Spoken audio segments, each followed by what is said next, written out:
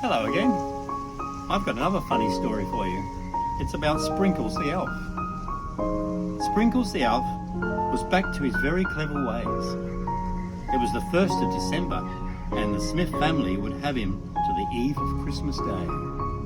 He was moving around the house on the very first night with his usual ease, sprinkling hundreds and thousands everywhere, hoping to please. He knew the kids Sammy and Louise loved those tiny sweet things, even though Mrs. Smith groaned and moaned as she went about the house to clean. Sprinkles decided he would do things a little different this year. Of course, like any elf, on the shelf he would do something unpredictable or weird. So his second night he decided to skate around the bathtub, finishing by sitting on Sammy's bath sponge until they found him the very next day. Of course, Sammy couldn't move him, so he missed his bath that day. Sprinkles loved hiding a lot of time, and he could turn up at the least expected spots. From the top of the pantry shelf, behind the flowers, or in Mrs. Smith's favourite indoor flower pots.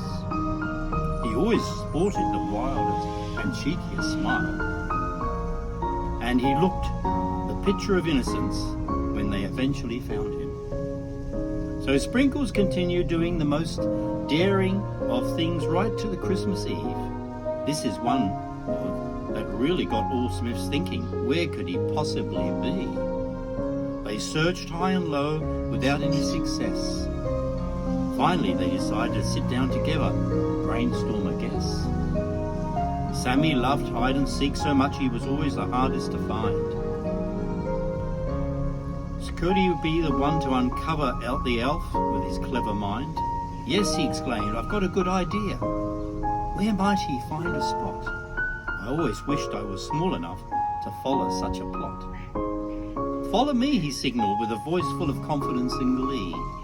He led them into his dad's study, so small and so squeezed. Look behind Dad's old radio on the top shelf. And within a quick moment, with Mr. Smith on the stepladder, soon he discovered Sprinkles the elf. As you can imagine, their collective relief was so soon followed by the biggest of laughs you'd ever hear. How entertaining the magical visit by Sprinkles had been this Christmas year. Sadly now he had to return to the North Pole, as always was required.